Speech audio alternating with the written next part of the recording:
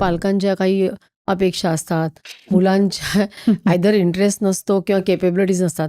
पण थोडंसं म्हणजे दोघांच्या दृष्टीने बघितलं तर पालकांना वाटतं हा काय लहान आहे, ह्याला काय त्याला काय माहिती. कळतं, अगदी हं. बरोबर. आणि त्याला काय वाटत असतं की मला आवडत नाही, मी कशाला करू. मग ह्याच्यामध्ये तो असा एक मध्यबिंदू कसा साधायचा. तिथेच काउन्सिलर आम्ही आम्ही आम्ही इनफॅक्ट तुम्ही पेरेंट्स दोघांचं काउन्सिलिंग करता का. ऑफकोर्स ते करावंच काय असतं लागतं. काउन्सिलिंग ते. आय टेल यू, खूप मजा पण येते, बऱ्याचदा वाईट वाटतं, कधी कधी खूप स्कॅरी सिच्युएशन पण असते. सांगायचं म्हटलं तर एक एखाद दोन केसेस सांगा. असं होतं की पेरेंट्स दोघंही डॉक्टर्स होते. मोठी मुलगी पण डॉक्टर होती आणि धाकट्या बहिणीला पण मुलीला वाटलं आता मी पण डॉक्टरच होणार. एव्हरीथिंग वॉज गोईंग हॅपीली सगळं. आमच्याकडे ते आधी आलेले पण नव्हते. 2 वर्ष MBBS झाल्यानंतर ह्या मुलीचे विड्रॉवल सिम्पटम्स दिसायला लागले. ती अटेंड करायची नाही, तिचे मार्क्स कमी व्हायला लागले, ती घरी सारखं काही ना काहीतरी डोकंच दुखतं असं सगळं खूप व्हायचं.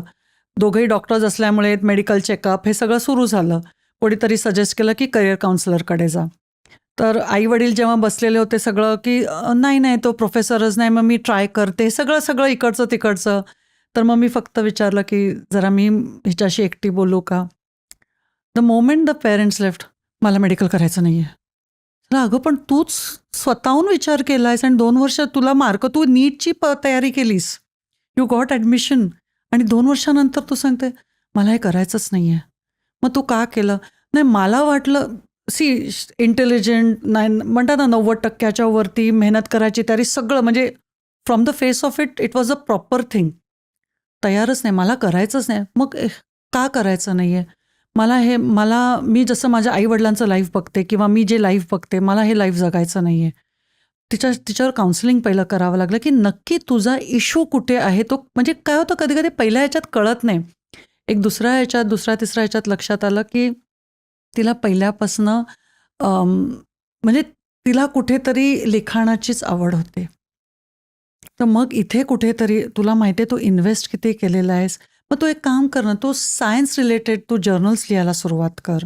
तू सायंटिफिक जे असतील ते म्हणतात ना, ब्लॉग सुरुवात कर. तिकडनं बघ तुला काय होतंय ते. कारण का मग आईवडिलांनी ठरवलं बरं 1 वर्ष तू ड्रॉप घे. म्हणजे सगळंच तिच्या देर वॉज नो, म्हणतात ना, कोणी जबरदस्ती केली नव्हती. पण आता थोड्या दिवसापूर्वी तिचा फोन आलेला होता की नाव आय एम मेंटली प्रिपेअर्ड, की माझं जे विचार करायची पद्धत होती आय एम गोईंग बॅक. पण तिथे कुठे फॅमिली सपोर्ट होता, तिथे फायनान्शियल प्रॉब्लेम्स नव्हते, पेरेंट्स पण खूप सपोर्टिव्ह होते आणि दे सेड की ठीक आहे 1 वर्ष. ती मुलगी 6-7 महिनेच बसली, पण तिच्या लक्षात आलं की हे जे मी विचार करते ते एवढं सहज आणि सोपं नाही आहे. आणि कुठेतरी ते कॉलिंग तिला आवड, आणि ती खरंच खूप छान लिहिते. तिने तिचे ब्लॉग साईट्स पण दाखवले. तर तू लिहित जा ना, तू हॉबी म्हणून लिहित जा, तू सायन्सवर लिहित जा. And she was happy with it. So this was a very very favourable as oppose to it. अगदी वेगळा पण येतो की जिथे आईवडिलांना दोघांनाही वाटलेलं होतं, मुलाला पण पहिल्यापासून इंजिनियरच व्हायचं होतं. टेस्टिंग फर्स्ट इयरमध्ये व्यवस्थित हे केलं. फर्स्ट इयरमध्ये फर्स्ट सेमिस्टरमध्ये बॅकलॉग सुरू झाले. असं कसं होऊ शकतं. नंतर टेस्टिंग काउन्सिलिंगला आल्यावर this child was very good in verbal skills. आईवडील पण पहिले नाराजच होते की असं कसं, त्याला परत एकदा मेहनत करू देत ना. नॅचरली, कारण का जिथे तुम्ही एवढा अभ्यासू मुलगा, जिथे एंट्रन्स एक्झाम्स क्रॅक केलेले आहेत, पैसा कदाचित इट्स नॉट सो इम्पॉर्टंट, पण इंजिनिअरिंग सोडून आता तू काय करणार आहे. पण आईवडिलांनी पण तिथे हे घेतलं. तिथे वडील नाखुश होते या डिसिजनने, पण कुठेतरी ती आई सपोर्टिव्ह होती. सपोर्टिव्ह म्हणजे तुम्ही आता म्हणताय तर आता करून, पण कुठेतरी म्हणतात ना, नाईलाजाने ती सपोर्टिव्ह होते. पण त्या मुलांनी नंतर इंजिनिअरिंग तो जायलाच तयार नव्हता. मग यू विल नॉट बिलीव्ह, त्यांनी मास मीडियाचा कोर्स केला. झाले त्याला बरेच वर्ष. He is heading one of the top publication houses right now. पण तेव्हा तो काळ जो होता, त्याचे रिलेशनशिप्स म्हणतात ना, आई वडिलांबरोबर वेगळे झाले थोडेफार, पण वडील नंतर ॲग्री झाले. ॲग्री म्हणजे मास्टर्स झाल्यानंतर ही वेंट अब्रॉड, त्यांनी कोर्स केला, सगळं झालं. पण तो जो काळ होता तो फार कठीण होता त्या फॅमिलीसाठी, बट ही मॅनेज्ड इट. असे बरेच इन्स्टन्सेस आम्ही बघितले जिथे खूप तफावत असते. आणि तिथेच आम्ही जेव्हा सांगतो की इथे तुम्ही एकमेकांशी बोला, कम्युनिकेट तुमचे काय येतात बघा. तुम्ही अनेक कोणाशी तरी जाऊन बोला. मे बी तुमच्या कोण ओळखीचे असतील जे बँकेत कामं असेल किंवा कोण डॉक्टर असेल, कोण लॉयर असेल, बघा त्यांचे पण व्ह्यूज घ्या. थोडं ना होमवर्क करायची तयारी हल्ली बघितलेली नाही आहे. काय होतं गुगलमध्ये सांगितलं विषय संपतो, असं नाही होत ना. तुम्ही पण जा. इनफॅक्ट आम्ही नेहमी मुलांना पण सांगतो, बरेचशी मुलं आम्हाला इन्व्हेस्टमेंट बँकर व्हायचं आहे, मला बिझनेस ॲनालिटिक्स करायचं आहे. Nothing wrong. बँकेत जाऊन बँक काय करते बघितलंयस का फक्त ATM मधनं तुम्ही पैसे विड्रॉ करताय? कुठेतरी काहीतरी बघा ना. म्हणजे इतकं आश्चर्य वाटतं की चेकलिस्ट बघितल्यावर काय लिहायचं असतं इथे पण. And these are graduates. हे मुंबईत झालेल्या घटना आहेत. आणि तू इन्व्हेस्टमेंट बँकिंगचं म्हणतोय. इन्व्हेस्टमेंट बँकिंग तुम्ही किती न्यूजपेपर वाचता, कुठले चॅनल्स बघता. म्हणजे असं अगदी मोघम प्रश्न विचारला ना, चल 5 बँकांची नावं दे मला, सुरू होतं. मग तू कुठल्या बेसिसवर इन्व्हेस्टमेंट बँकर बोलत होता? समवेअर व्हॉट आय सी ना, सगळं असं जार्गनाइज्ड आणि ह्या लेवलचं आहे. That aspiration is fantastic. पण त्याच्यासाठी अभ्यास, तुमचं कुठेतरी फाउंडेशन स्ट्रॉंग पाहिजे. मेहनत करायची तयारी पाहिजे. मी असंच करणार, मी तसं नाही करणार. म्हणजे आश्चर्य वाटतं जेव्हा पेरेंट्स पण सांगतात, ही माझी लेक मेकॅनिकल म्हणते पण ही शॉप फ्लोअरवर हिने काम करता कामा नये. मग कुठे काम करणार? देर आर पेरेंट्स जो काम architect and all is fine ना, पण अशी साईट बीटवर नाही हां, अशी उन्हात बिनात कुठे जाणार? How are you going to be? म्हणजे असं नाही चालत ना. इनफॅक्ट असंही येतं की बाबा ही काय मुलगी म्हणते मॉडेलिंग, आणि तुम्हाला माहिती आहे ना ते कसं आहे.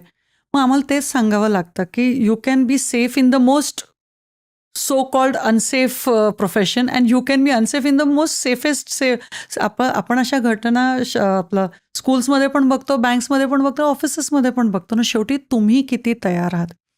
आम्ही नेहमी सांगतो की स्वतःमध्ये काय आहे ते बघा. Aptitude test, IQ test give you a picture of yourself. आणि आम्ही लगेच तिथे ॲडमिशन द्यायला बसलेलो नाही आहोत की आम्ही तुम्हाला डिमोटिवेट करायला बसलेलो नाही आहोत. तुम्ही आला आहात तर तुम्हाला हे ऑप्शन्स आहेत. ह्याच्यातलं सी देन देर इज तुमचे 11वी 12वीचे मार्क असतात. म्हणजे म्हणतात ना, दिल्ली अभी बहुत दूर आहे. 2-3 वर्ष लागतात by the time you get in to the course. लगेच डिमोटिवेट आणि डिजेक्ट व्हायची गरज नाहीये. कारण हल्ली मुलांमध्ये डिप्रेशन भयंकर आहे. बापरे, तो तर सर्वात आवडता शब्द आहे. म्हणजे हल्ली डिप्रेशन असं वापरलं जातं ना, म्हणजे I am sure as a doctor you will say हे काय आहे. म्हणजे लगेच आई वडील पण तो डिप्रेस्ड हो जाएगी. अहो ते क्लिनिकल कंडिशन आहे ती, असं डिप्रेशन येत नाही. आम्ही तेच म्हणतो. तुम्ही मुलांचं जेव्हा म्हणता, मी सांगू का इथे बरेचसे पेरेंट्स ना हल्ली हे बोलतात, त्याला जे पाहिजे ते करू देत, उगाच नंतर येऊन बाबा आम्हाला सांगायला नको की तुझ्यामुळे झालं. पण इथे त्यालाच कळत नाहीये. तुम्ही असा हात बाजूला करू शकत नाही. आणि कुठल्याही ह्याला डिप्रेशन असे शब्द बोलू नका. He is just upset.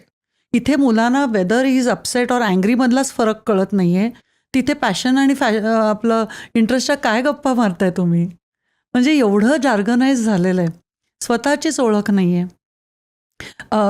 जेव्हा ना मास मीडियाचा कोर्स सुरू केलेला होता ना, जेव्हा नवीन युनिव्हर्सिटीने कोर्स सुरू केला होता, बरेचशी मुलं ते काय इंजिनिअरिंगची परीक्षा दिली, पण ते काय CETमध्ये रिझल्ट नाही लागला. मग आता ते BSc कोण करणार, म्हणून मास मीडिया करतो. अरे पण तुझं लिखाण, तुझं वाचन, आणि मग ही लोकच म्हणणार की ही डिग्री करून पण उपयोगाचं झालं नाही.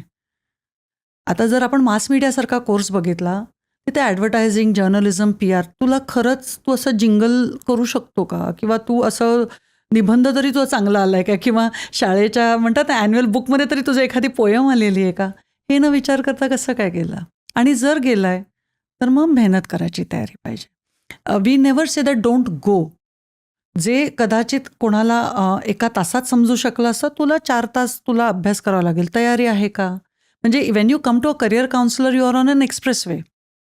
बट तुम्ही जेव्हा स्वतःचे प्रिजुडिसेस किंवा स्वतःचाच हट्टीपणा म्हणा, किंवा तुम्ही काही शब्द द्या त्याला, मग कासकळगे असू शकतात. Then you should be ready to undergo that entire situation.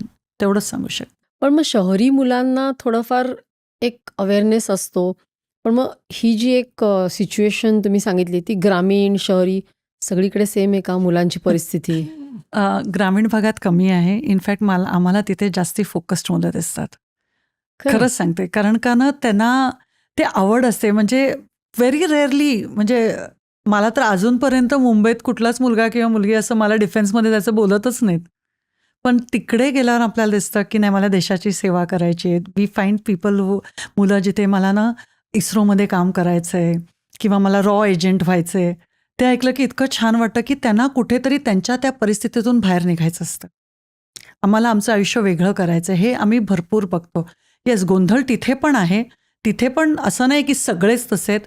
पण जर आपण एक जनरल बघितलं ना, तर रुरल आणि सेमी रुरल एरियाजमध्ये थोडं फोकस जास्ती आणि ते लोक काउन्सिलिंग खूप सिरियसली घेतात, की नाही आम्हाला माहिती नव्हतं मॅडम, बरं झालं सांगितलं.